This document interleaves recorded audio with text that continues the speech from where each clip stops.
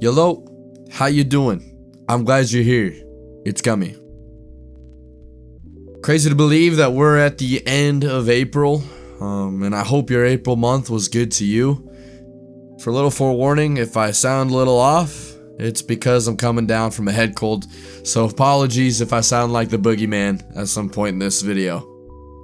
April's been crazy, and I have to say it's been the best month for me so far this year of 2025.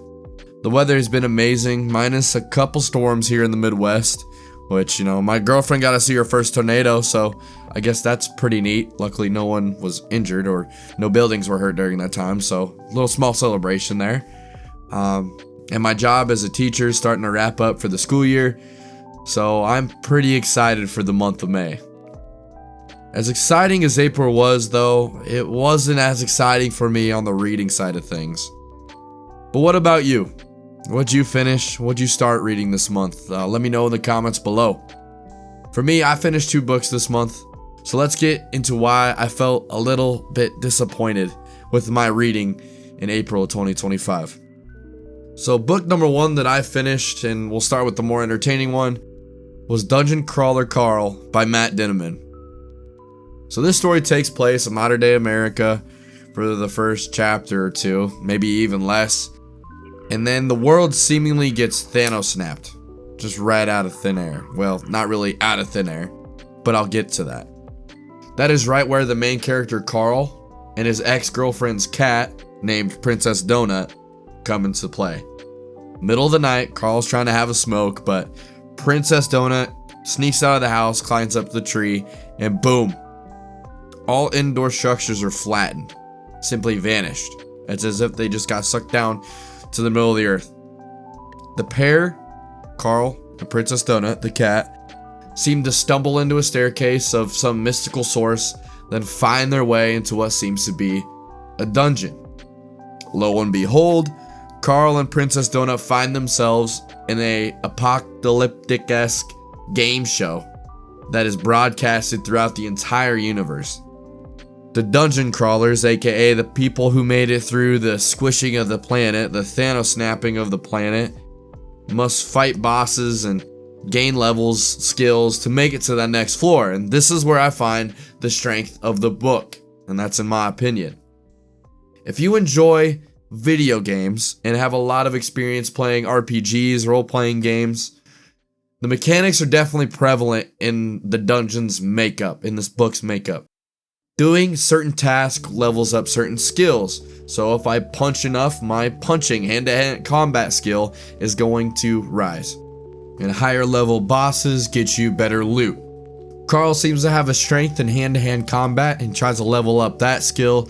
Where Princess Donut ends up coming across a loot box, which then gives her a potion to where she can talk.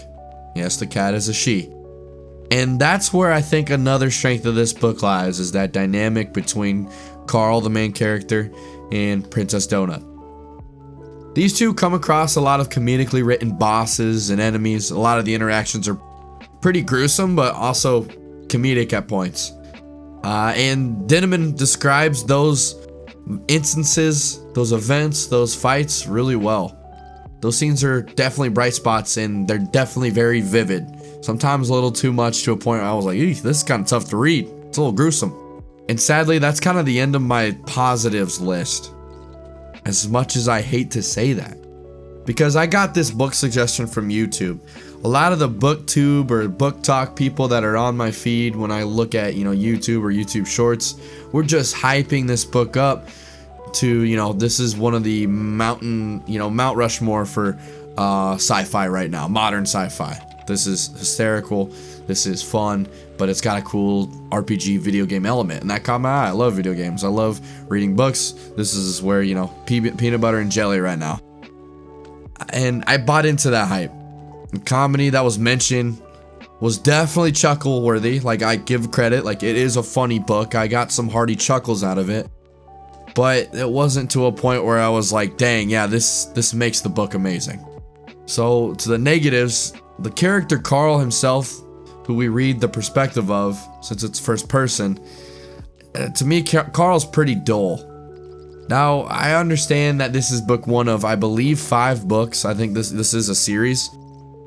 But there's not much from Carl himself that kept me engaged with his development.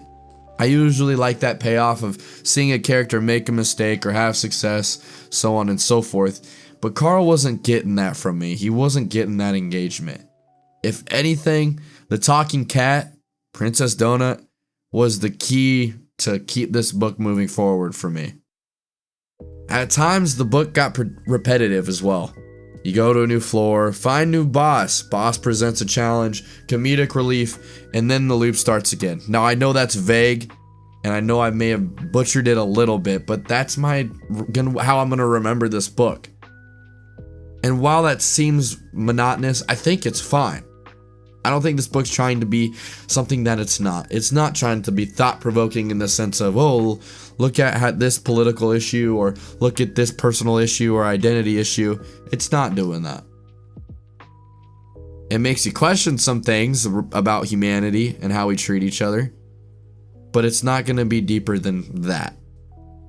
And I guess this is the first time for me, at least in recent memory or reading memory, that the book did not live up to the hype for me. The hype really blew it out of proportion.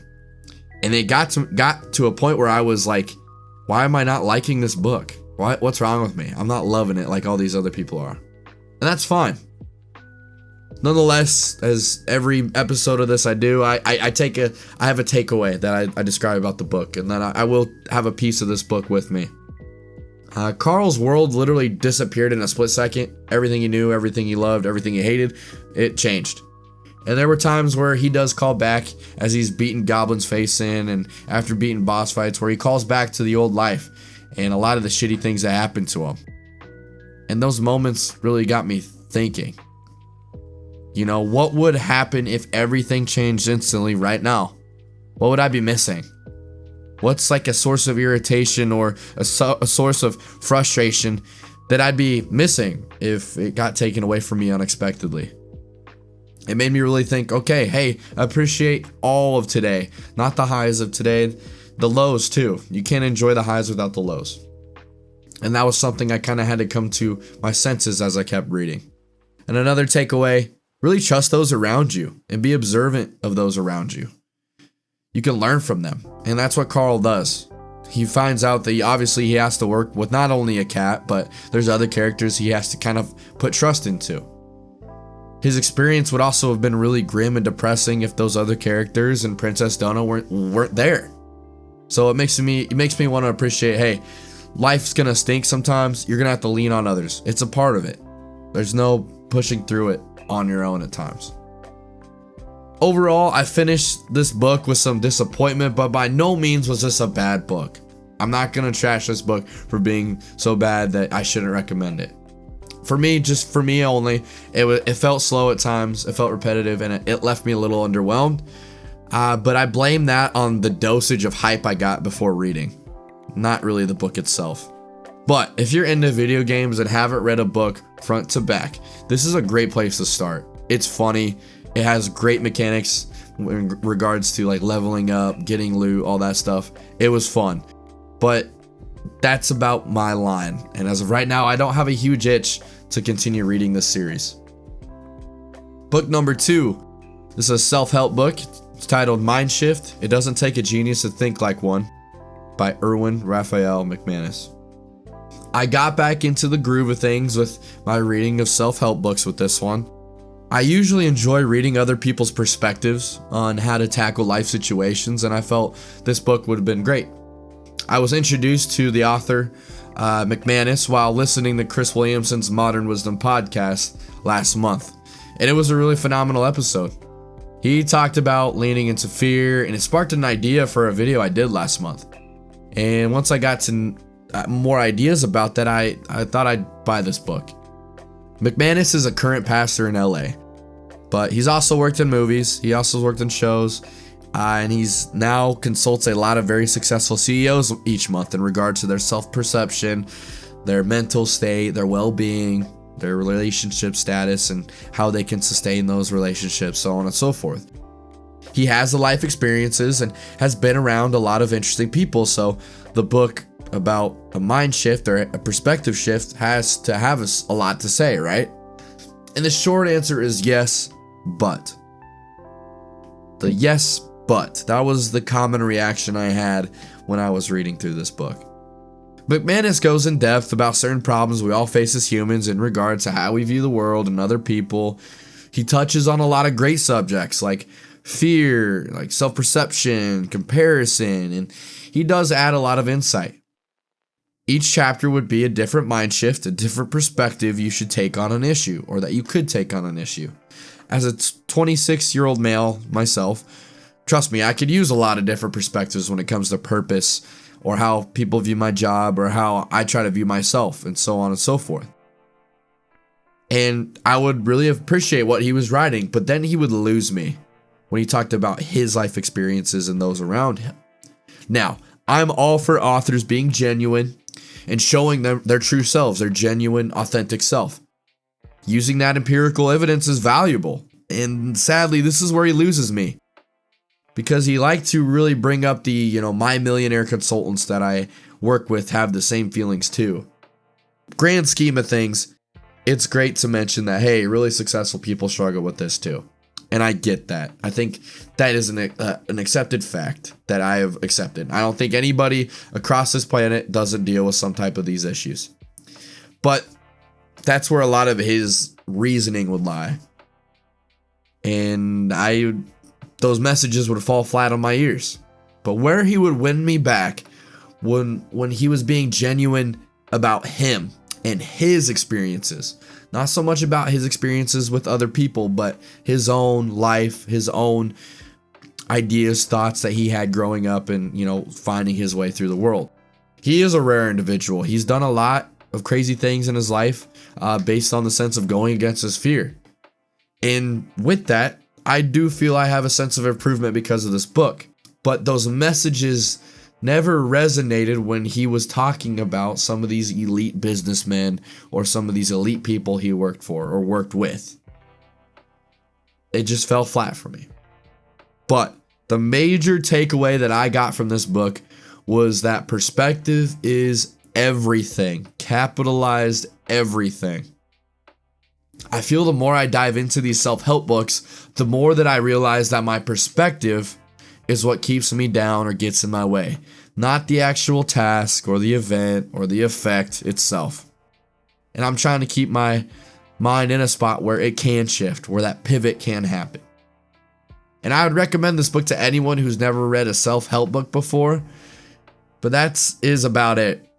I honestly prefer you'd rather listen to him on a podcast because he has an amazing way of articulating himself in audio formats. And that's not a diss against his writing.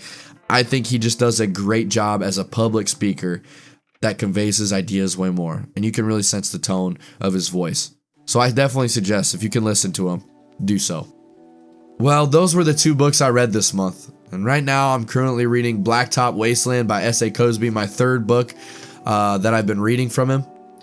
And then I'm reading another self-help book, and I'm not going to say the title right now because I'm truly loving it. I might make a whole video talking about it down the road. I will definitely be zooming through these 2 books that I'm going to finish in May. But what about you? I'd love to hear what you're planning to read. What's on your TBR? What are some book suggestions based on some of this video that I should look out for? I would appreciate that. I hope you have a great rest of your day, and here is to a good month of May. We'll see you in the next one.